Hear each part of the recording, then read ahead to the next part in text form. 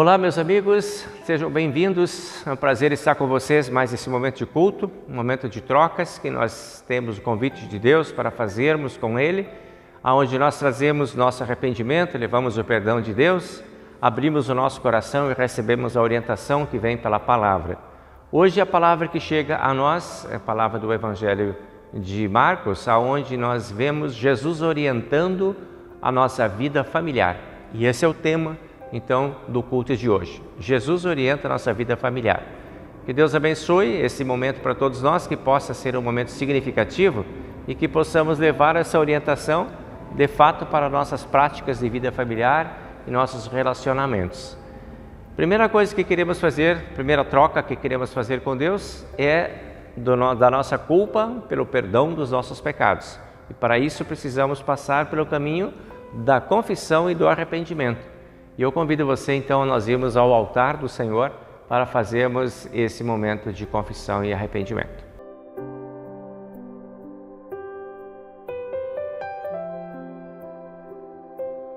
Em nome do Pai, e do Filho, e do Espírito Santo. Senhor nosso Deus e Pai Celestial, nós te agradecemos pela Tua presença em nossas vidas, te agradecemos pelo amor com que Tu envolves a cada um, te agradecemos pela Tua Palavra, com a qual Tu orientas nossos caminhos e decisões. Hoje buscamos a Tua orientação para a nossa vida familiar. Queremos abrir o nosso coração e a nossa mente para a Tua Palavra. Pedimos que, ao nos acolher e nos receber, tragas para nós o perdão de todos os nossos pecados, pois estamos verdadeiramente arrependidos de todos os pecados cometidos por pensamentos, palavras e atitudes. Pedimos que nos dê o perdão conquistado por Cristo na cruz e nos habilite também a compartilhar esse perdão com as pessoas com quem nós nos relacionamos. Dá-nos também o Teu Espírito Santo para que possamos ter entendimento da Tua Palavra. Em Cristo nosso Senhor nós pedimos e agradecemos. Amém. Para todos nós que estamos arrependidos dos nossos pecados é anunciada a graça de Deus. Para nós que queremos corrigir a nossa vida, para nós que queremos permanecer em comunhão com o Senhor Jesus Cristo, a graça de Deus é o caminho mais seguro. Perdoados estão todos os nossos pecados, em nome do Pai, e do Filho, e do Espírito Santo. Amém. Vamos seguir agora com a leitura bíblica, então, que são os textos que vão servir de base e orientação para nossos novos caminhos a partir desse perdão que recebemos de Deus, o nosso Pai. E o primeiro texto que a gente lê, então, é do livro de Salmos.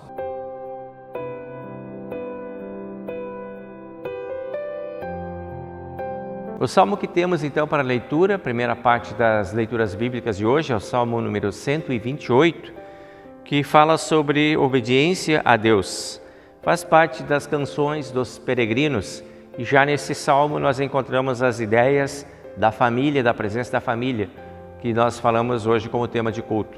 Então vamos à palavra que diz assim: Feliz aquele que teme a Deus o Senhor e vive de acordo com a sua vontade. Se você for assim, ganhará suficiente para viver, será feliz e tudo dará certo para você. Em casa, a sua mulher será como uma parreira que dá muita uva, e em volta da mesa os seus filhos serão como oliveiras novas. Quem teme ao Senhor certamente será abençoado assim. Que do Monte Sião o Senhor o abençoe, que em todos os dias da sua vida você veja o progresso de Jerusalém e que você viva para ver os seus netos. Que a paz esteja com o povo de Israel. Glória ao Pai, e ao Filho, e ao Santo Espírito, como era no princípio, agora é e por todo sempre há de ser. Amém.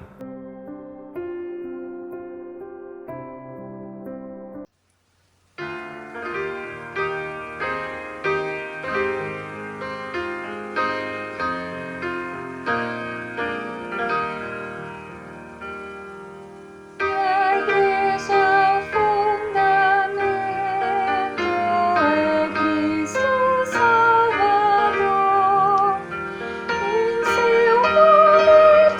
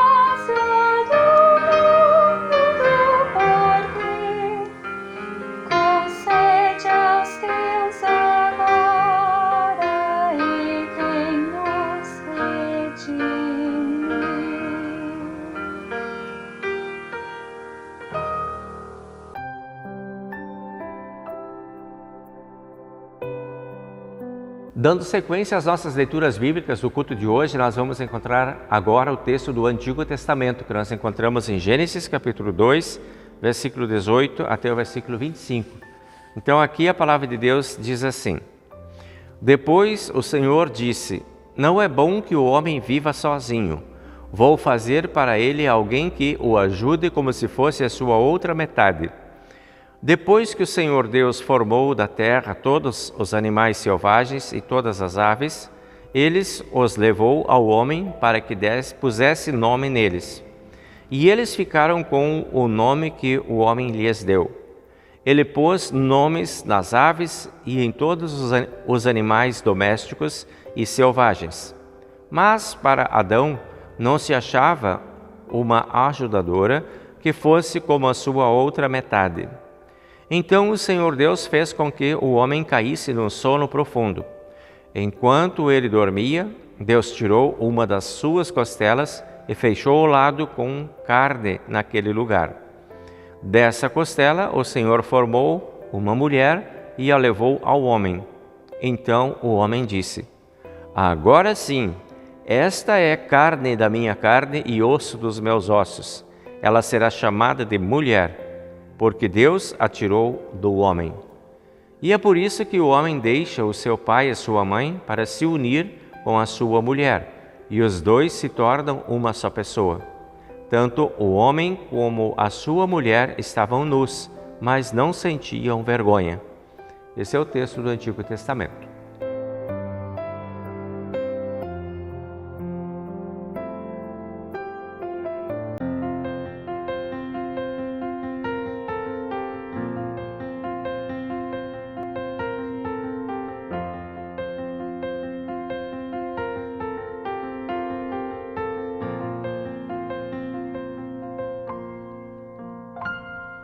Senhor, concede aos nossos lares que tenham pais e mães cristãos, com vidas dignas, exemplares, que juntem sempre as suas mãos, orando pelo bem dos seus e os confiando a Ti.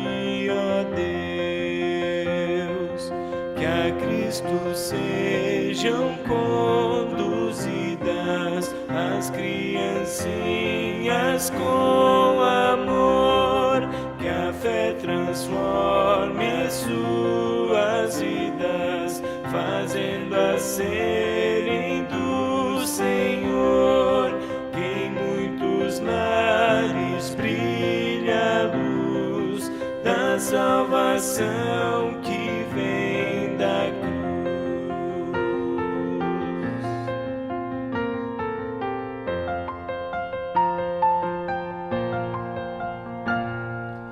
A Santa Bíblia nos ensina a crer em Cristo Salvador.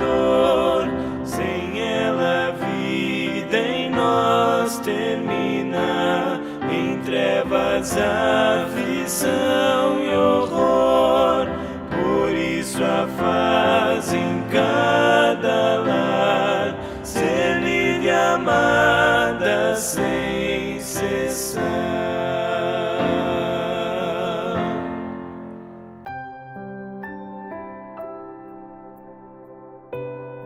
Vamos ao texto da epístola de hoje que nós encontramos em Hebreus capítulo 2, versículo 1 até o versículo 13, onde tem a seguinte mensagem: Por isso devemos prestar mais atenção nas verdades que temos ouvido, para não nos desviarmos delas.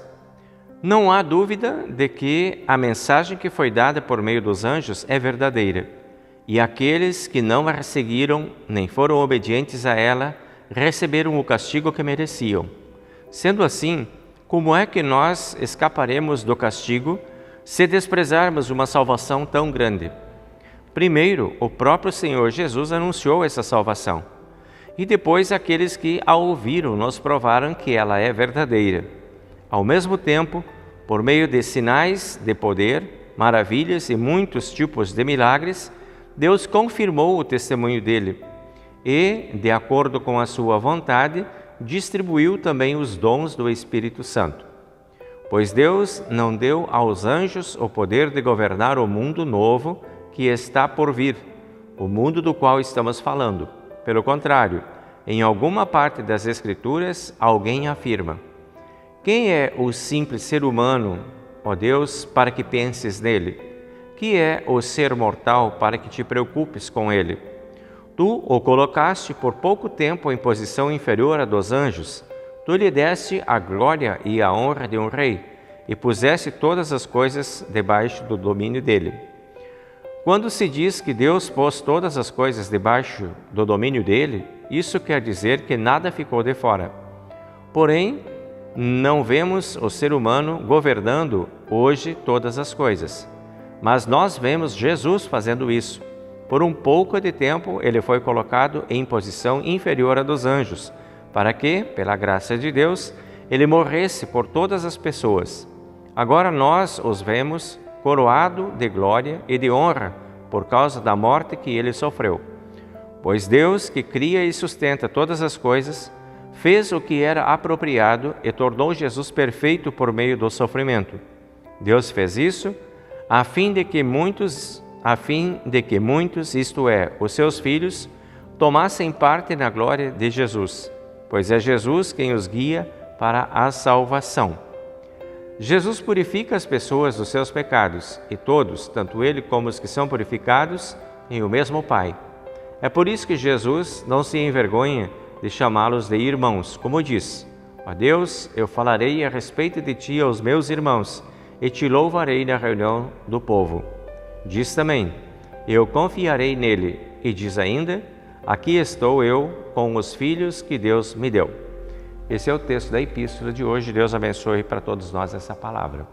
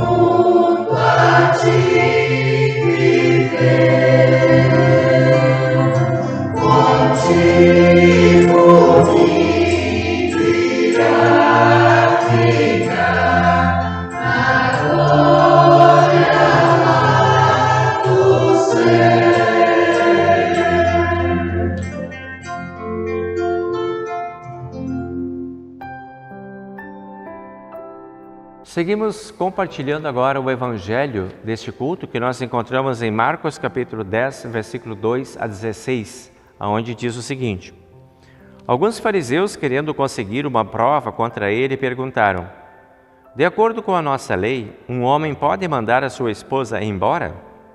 Jesus respondeu com esta pergunta: O que foi que Moisés mandou? E eles responderam: Moisés permitiu ao homem dar à sua esposa um documento de divórcio e mandá-la embora. Então Jesus disse: Moisés escreveu esse mandamento para vocês por causa da dureza do coração de vocês. Mas no começo, quando foram criadas todas as coisas, foi dito: Deus os fez homem e mulher. Por isso o homem deixa seu pai e sua mãe para se unir com a sua mulher, e os dois se tornam uma só pessoa. Assim já não são duas pessoas, mas uma só. Portanto, que ninguém separe o que Deus uniu. Quando já estavam em casa, os discípulos tornaram a fazer perguntas sobre esse assunto. E Jesus respondeu: O homem que mandar a sua esposa embora e casar com outra mulher estará cometendo adultério contra a sua esposa. E se a mulher mandar o seu marido embora e casar com outro homem, ela também estará cometendo adultério. Depois disso, algumas pessoas levaram as crianças a Jesus para que ele as abençoasse. Mas os discípulos repreenderam aquelas pessoas. Quando viu isso, Jesus não gostou e disse: Deixem que as crianças venham a mim e não proíbam que elas façam isso, pois o reino de Deus é das pessoas que são como essas crianças. E eu afirmo a vocês que isso é verdade. Quem não receber o reino de Deus como uma criança, nunca entrará nele. Então Jesus abraçou as crianças e as abençoou, pondo as mãos sobre elas. Esta é a palavra do Evangelho. Seguimos agora com a confissão da nossa fé nas palavras do Credo Apostólico em conjunto. Creio em Deus Pai Todo-Poderoso, Criador do céu e da terra, e em Jesus Cristo, seu único Filho, nosso Senhor, o qual foi concebido pelo Espírito Santo, nasceu da Virgem Maria, padeceu sob Pôncio Pilatos, foi crucificado, morto e sepultado, desceu ao inferno. No terceiro dia, ressuscitou dos mortos, subiu ao céu e está sentado à direita de Deus Pai Todo-Poderoso, donde há de vir a julgar os vivos e os mortos. Creio no Espírito Santo, na Santa Igreja Cristã, a comunhão dos santos, na remissão dos pecados, na ressurreição da carne e na vida eterna. Amém.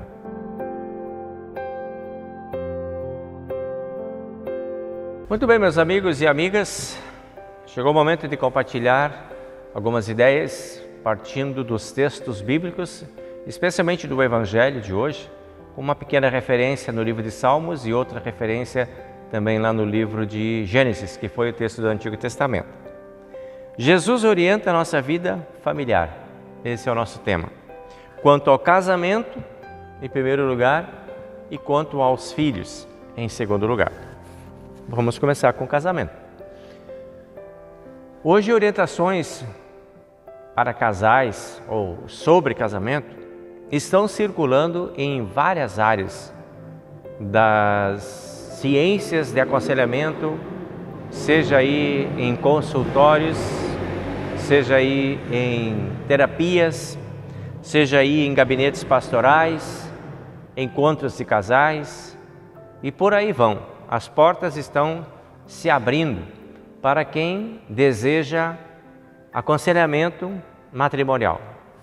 Livros muito bons que tem por aí, que servem de base e orientação para caminhos de casais que querem ter uma vida boa, tranquila, uma vida serena, uma vida regada a pensamentos bons, a resultados bons, a relacionamentos produtivos, a serenidade, é aquilo que todo mundo deseja, né? Viver bem, estar tranquilo. Então tem muita coisa boa por aí para a gente olhar. E dentro de todas essas coisas boas, nós também percebemos que tem uma misturinha, que são as coisas que ameaçam os relacionamentos, os bons relacionamentos. Ao mesmo tempo que está se produzindo muita coisa para aconselhamento positivo, também está se produzindo muitas coisas que colocam em risco um bom relacionamento. Então, tem algumas coisas, por exemplo, como falta de base familiar, que afeta muito. Quem nasce num ambiente onde não tem base familiar, normalmente essa pessoa que vai sair desse meio, que vai crescer, que vai ser filho desse meio bagunçado, caótico de relacionamento entre um homem e uma mulher, que seria o pai e a mãe, essa pessoa ela vai ter problemas sociais de inserção social e futuramente, talvez, sérios problemas de relacionamento também. Então, base familiar sadia é importante. E nós sabemos que existe muita trepidação nas bases familiares por aí. Existe muita coisa que entra nos relacionamentos dos casais e que prejudicam a base familiar e que acabam produzindo um ambiente não sadio para o desenvolvimento das pessoas que vão se criar dentro desse espaço. Outra coisa que é bem ameaçadora dentro do nosso contexto social é a ausência de modelos. Muitas vezes isso afeta severamente o ambiente familiar, por falta de modelo. Você não tem um modelo de um pai, de uma mãe, de um avô, de uma família bem estruturada. Te falta esse modelo. Você não tem inspiração. E aí, se você vem de um meio como esse, provavelmente você vai ter dificuldade de organizar também o teu meio familiar, a tua vida familiar. Dificuldades pessoais. Cada um que se propõe ao casamento traz uma carga de problemas, situações de dificuldade pessoal. Então a gente não vem para o casamento assim totalmente pronto para ele, não consegue começar uma vida matrimonial totalmente pronto para aquele desafio. As cargas nossas, as heranças nossas, elas muitas vezes se conflitam entre aí a disposição de fazer uma vida familiar, de construir uma vida familiar. Existe outra coisa que ameaça bastante a manutenção dos lares, é a dificuldade para a manutenção do lar, né? E isso faz com que pai e mãe tenham que sair correndo atrás de recursos, trabalhar, e os filhos acabam ficando para ali, para lá, para cá, e se distribui todo mundo. É uma família, mas que se vê muito pouco, que se une muito pouco, e que quando se encontra já está todo mundo cansado, todo mundo já estressado pelas coisas, ou que vem da escola, ou que vem do trabalho, ou que vem com as suas cargas lá, e aí juntar todo esse cansaço e todo esse estresse aí, às vezes gera espaços e ambientes que não são lá muito bons. As demandas financeiras hoje também ameaçam muito, a falta de dinheiro faz com que a vida familiar muitas vezes fique abalada, e os altos custos familiares, tudo é muito caro. Para a manutenção de filhos e para a manutenção de uma casa, ou de um apartamento, ou de um carro, ou de qualquer coisa que a gente queira ter, tudo é muito caro, tudo vai muito recurso em tudo isso. Isso, às vezes, esse conjunto de coisas angustia quem quer ter uma vida familiar. Então, essas são as ameaças que tem aí. Existem outras coisas que são também muito ameaçadoras, que são assim a questão é ligada a princípios éticos e morais. Existe aí um abalo muito grande nessa área também. É a influência das mídias, né? Hoje todo mundo está assim sendo atendido ou afetado pelas mídias, né? Entra em todas as idades, entra em todos os lares, informações de todo tipo que se misturam, não tem como filtrar só coisa boa.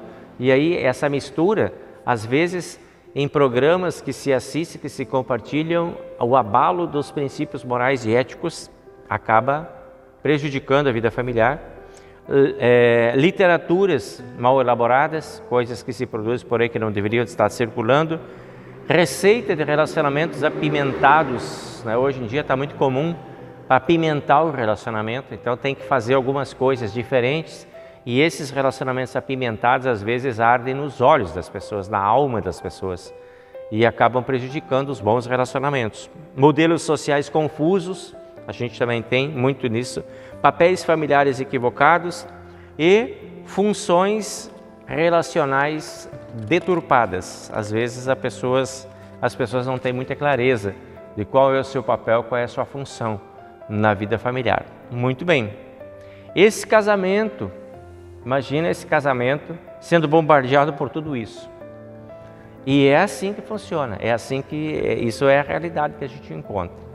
E a gente vai ver e vai perceber que isso tem um propósito, uma intenção. Não é gerado por Deus, mas é produção, muitas vezes é a produção do próprio diabo, que ele atira contra o casamento e contra as bases familiares, situações, problemas e dificuldades que causam o estremecimento das relações. O casamento e a vida familiar foi alvo do diabo desde o início. O diabo entrou lá no primeiro casamento, lá no Jardim do Éden. E olha só que o diabo foi extremamente estratégico na abordagem dele dentro do casamento. Quando ele chegou lá no jardim, ele tirou a Eva de canto. Ele não chamou Adão e Eva para conversar sobre o fruto proibido. Ele separou o casal. Ele primeiro teve que entrar na cabeça de um para depois na cabeça do outro. Juntos, talvez eles iam conversar, e agora então ele deu um jeito de separar. Ele chama a Eva para um canto e começa uma conversa lá com a Eva, tentando semear dentro da Eva dúvidas que ela não tinha, né, para enfraquecer. E ele vai direto ao casamento, ataca num ataque individual, né? E ela teve que tomar uma decisão e ela decide isso sozinha. Ela vai sozinha até a fruta proibida e pega, aceitando essa sugestão do diabo. E isso rompeu com a estabilidade do casamento. Se talvez a Eva tivesse junto com Adão, os dois iam se olhar e dizer, opa, tem alguma coisa acontecendo. Se a Eva tivesse voltado a conversar com Adão, talvez ele ia dizer, mas não é bem assim. Mas quando ela já voltou com a fruta na mão, já tinha até mordido talvez a fruta, né? E veio lá, então toda empolgada com o que ela tinha descoberto. E a descoberta era o veneno para o casamento deles. O diabo também poderia ter dito para a mulher, vai lá e conversa com o teu marido sobre isso, mas não era isso que o diabo queria. Queria que ela decidisse sozinha, né? Poderia ter convidado os dois para conversar, mas não queria isso também. Então vejam bem, decisões que afetam o casamento, muitas vezes são aquelas decisões tomadas por uma das partes do casamento sem diálogo com a outra. Isso é altamente nocivo ao casamento. Então uma coisa importante que a gente já pode aprender daí, de não decidir as coisas. Se nós estamos casados, nós somos uma só carne, como disse Jesus lá no mandamento, então a gente precisa aprender a conversar com isso. E nós não podemos sair tomando nossas decisões sozinhos, porque agora nós somos uma só carne. Não tem mais ele e ela separado, é um só. Então o outro tem que saber o que o primeiro está decidindo, o que está querendo, o que está desejando, por onde, e juntos conversarem. Não se trata de ir lá pedir permissão e autorização. Estamos falando de trocar ideias. Não precisa ter medo de que eu vou ter que ir lá pedir para ele, ou eu vou ter que pedir para ela. Porque até isso hoje em dia está sendo meio questionado, né? De que você não deve estar pedindo, você tem que ter autonomia, autoridade, enfim. É um outro assunto a discutir. Não se trata de quem manda, se trata de quem aconselha. E a gente poder se aconselhar com o outro para tomar decisões que sejam importantes para a vida matrimonial. Decisões que afetam o casamento deveriam sempre ser tomadas em conjunto. É diferente de algumas decisões que não afetam em nada no relacionamento, mas tudo aquilo que vai respingar no relacionamento precisa ser decidido junto. O diabo foi astuto lá com a Eva. Faça isso sozinha, depois comunique para ele.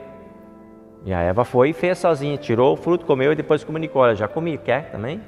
Come, experimenta.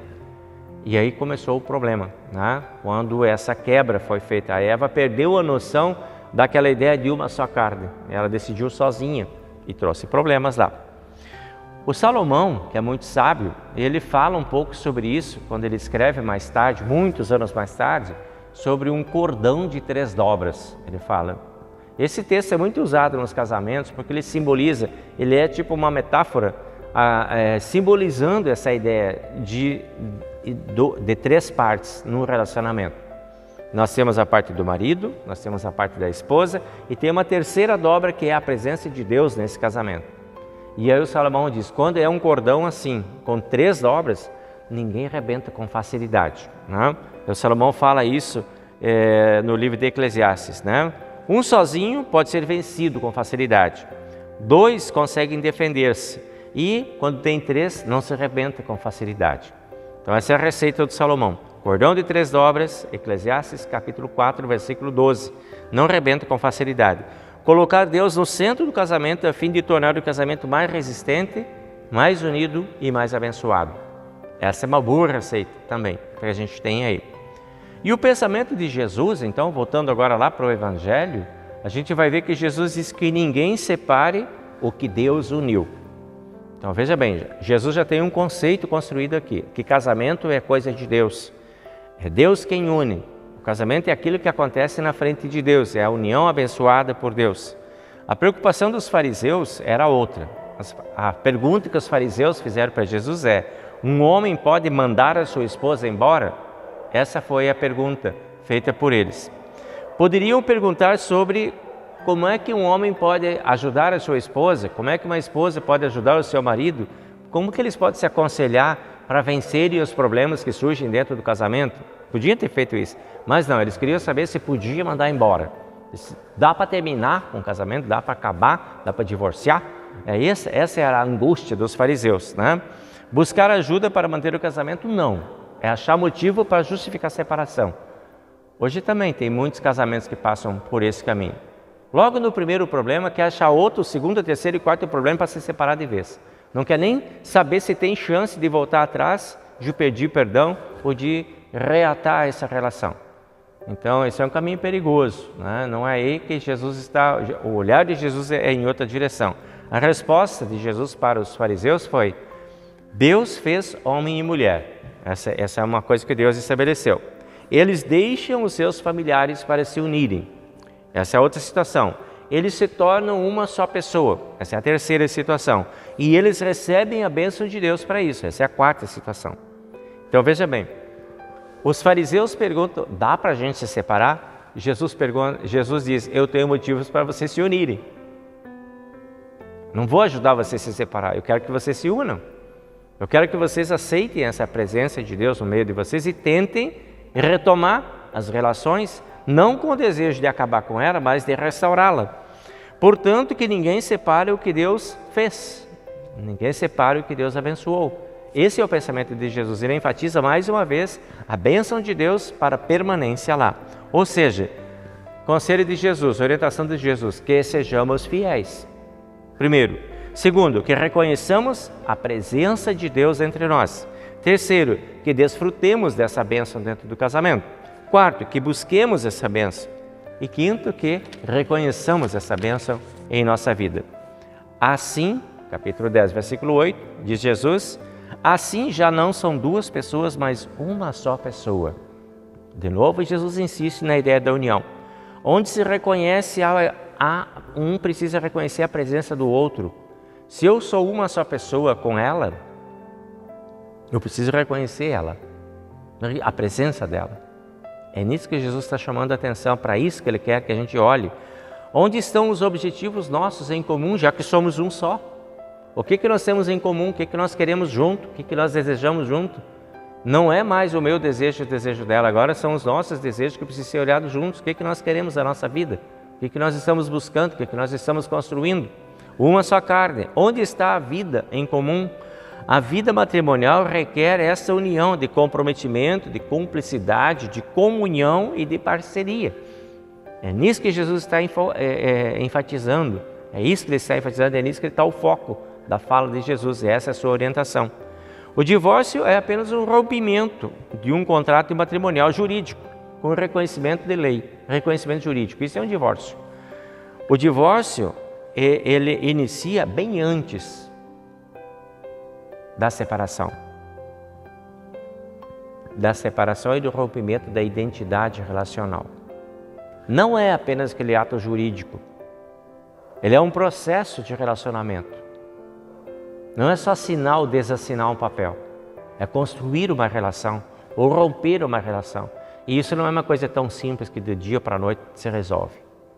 Assim como a gente não se apaixona do dia para a noite e casa no dia seguinte, a gente também não se desfaz do casamento dessa forma.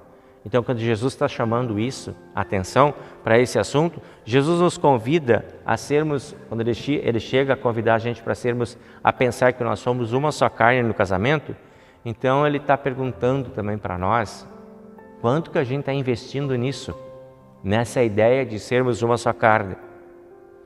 Quando que nós sentimos isso um com o outro? Você tem essa noção de ser assim com o teu companheiro? Ou com a tua companheira? Quanto que nós reconhecemos essa nossa união como uma união abençoada por Deus? Quanto que nós buscamos laços de união com Deus, a terceira dobra do nosso relacionamento?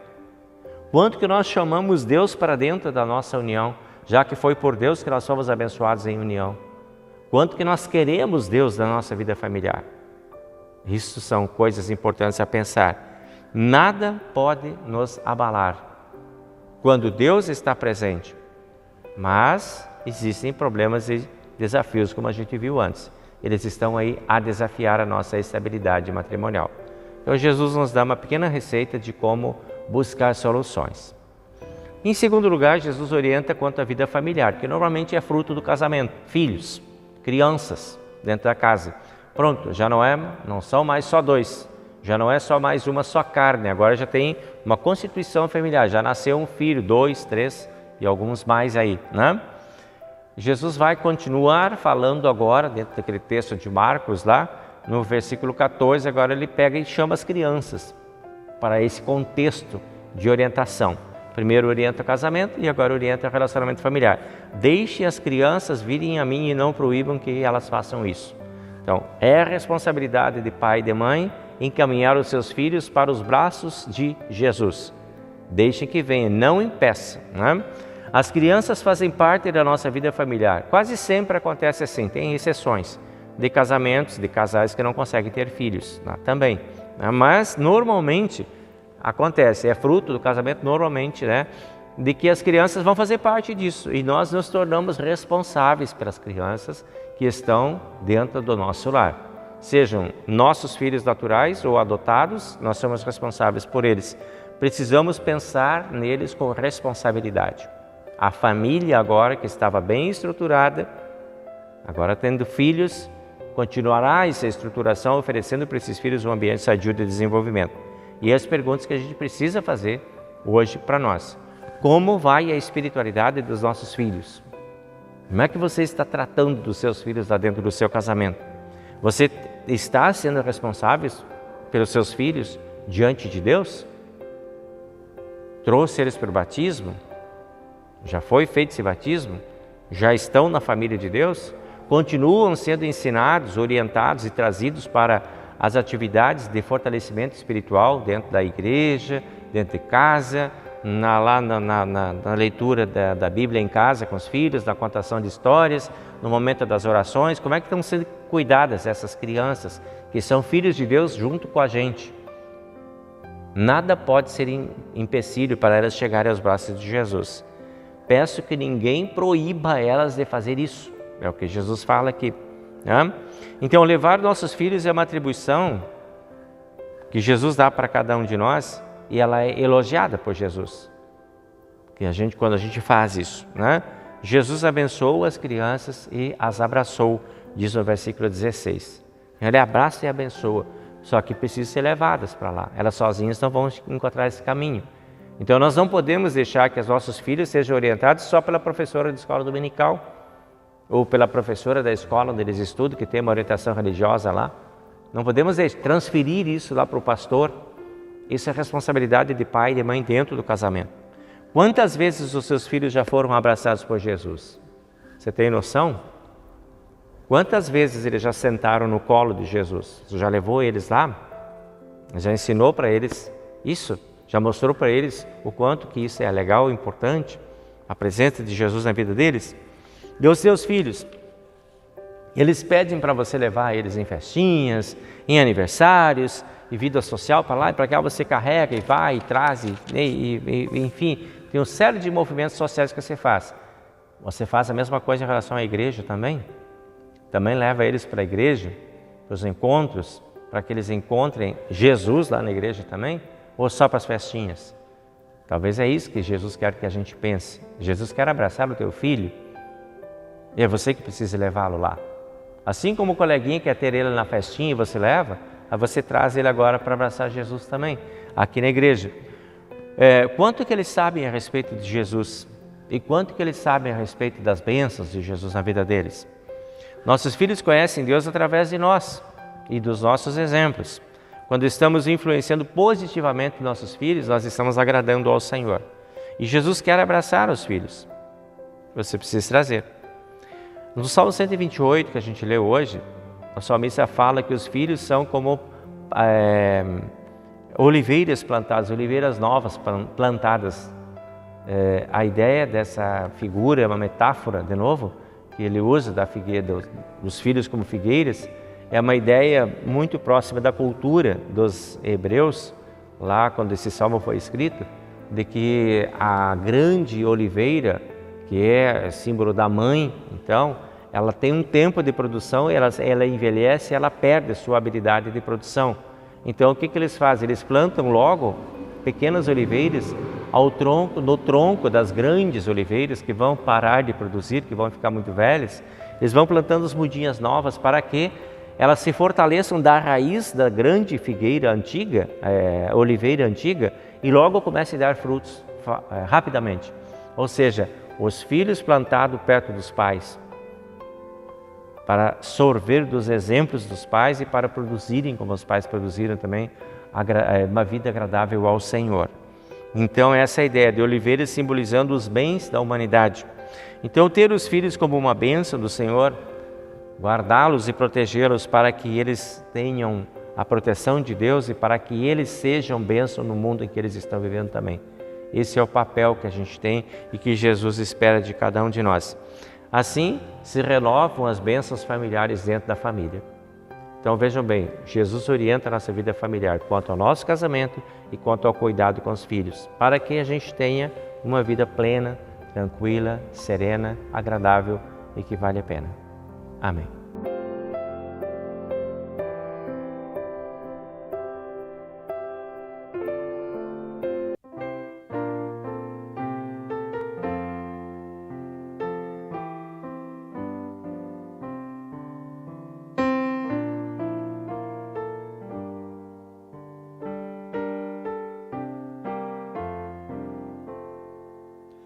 Com gratidão, Senhor, queremos ofertar. Está a teu dispor o que dignaste dar. Ó, faze a fé vibrar em nossos corações e vem multiplicar ofertas e orações. Muito bem, amigos, nós vamos aos nossos aniversariantes aqui no nosso aplicativo da comunidade e nós vamos encontrar então no dia 1º de outubro o tio Ivo, que estava de aniversário, o tio Ivo Miguel Oliveira Costa. Então, tio Ivo, para ti o nosso abraço, Deus abençoe você e a família. No dia 3 de outubro, nós temos o aniversário do Maurício Antônio de Carvalho e do Jair Jesus da Silva e do Matheus Becker. Esses são os aniversariantes que nós temos aí no nosso aplicativo. Então, para vocês, o nosso abraço e o desejo de que Deus proteja e abençoe a cada um, que Deus dê condições de desfrutarem também de proteção, amor e bondade. Um feliz aniversário para vocês. Também nós queremos lembrar na nossa oração, nossos amigos que necessitam do olhar especial de Deus por estarem enfermos. Vamos lembrando o Ramires e a Silvia, o Ramires que permanece na condição de instabilidade dele. Queremos lembrar o Vladimir, que essa semana teve um novo AVC, mais uma vez esteve hospitalizado, agora felizmente já está em casa novamente. Está sendo bastante abalado nos últimos dias aí o Vladimir com a sua saúde. Então queremos pedir que Deus seja contigo, te abençoe e te guarde para tudo correr bem aí na sua saúde, Vladimir. Seguimos olhando também para a família do Wilson Mraz, com a Marlene, que está se recuperando também, com a parente lá da família que teve um acidente bastante sério, né, durante a semana. Eles estão olhando por eles, pela família lá também, cuidando. Um acidente seríssimo automobilístico, né, que levou aí grandes preocupações para a família. Que Deus esteja presente, abençoando lá na recuperação, que tudo corra bem. Queremos continuar orando também lá pelo meu sobrinho em Curitiba, o Elson, que está se recuperando também de um AVC que ele teve lá. Queremos continuar orando pela minha amiga lá, a Cirita, lá de Joinville, que também está em processo de recuperação e reorganização da vida. Que Deus continue olhando com bondade para esses irmãos.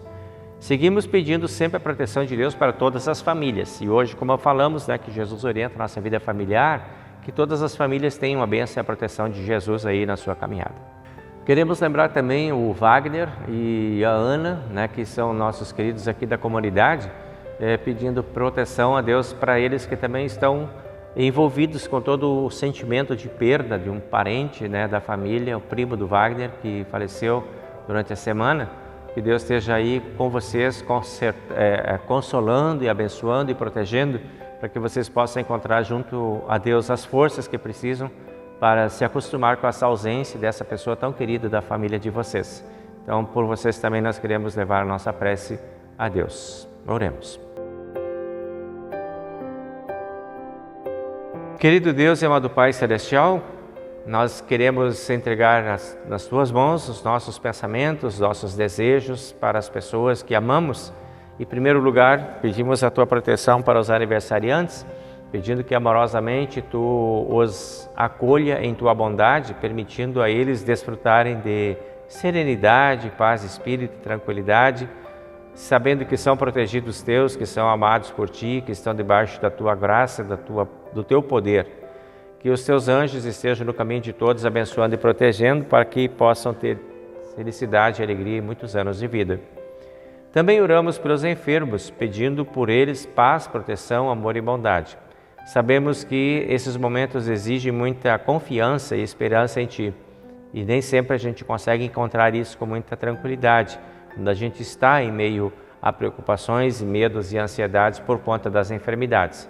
Por isso mesmo queremos aumentar a confiança nossa em relação à Tua proteção e à Tua bondade, e pedimos que Tu aumentes a confiança também no coração destes irmãos que estão sofrendo dificuldades e que têm suas dores e seus medos, também suas aflições. Pedimos que os Teus santos anjos estejam ao lado de cada um, permitindo que recebam bom atendimento, bom cuidado, boa atenção e boa orientação médica. Concede também à família forças para serem conforto e amparo nesses tempos de sofrimento e dor. Também pedimos pelos que perderam seus familiares, que tenham o Teu conforto, Tua paz, o Teu amor, a Tua força para enfrentar esse momento difícil de perda e separação que a morte traz e impõe para todos nós. Que não falte conforto e consolação da Tua parte para esses amigos que agora precisam viver com essa nova realidade da ausência do seu parente querido. Tudo isso, ó Deus, nós entregamos nas Tuas mãos em oração, pedindo que amorosamente acolhas essas orações e nos guarde e nos proteja. Pai nosso, que estás nos céus, santificado seja o Teu nome, venha o Teu reino, seja feita a Tua vontade, assim na terra como no céu.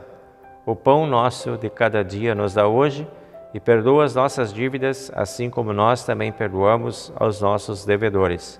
E não nos deixes cair em tentação, mas livra-nos do mal, pois Teu é o reino, e o poder, e a glória, para sempre. Amém.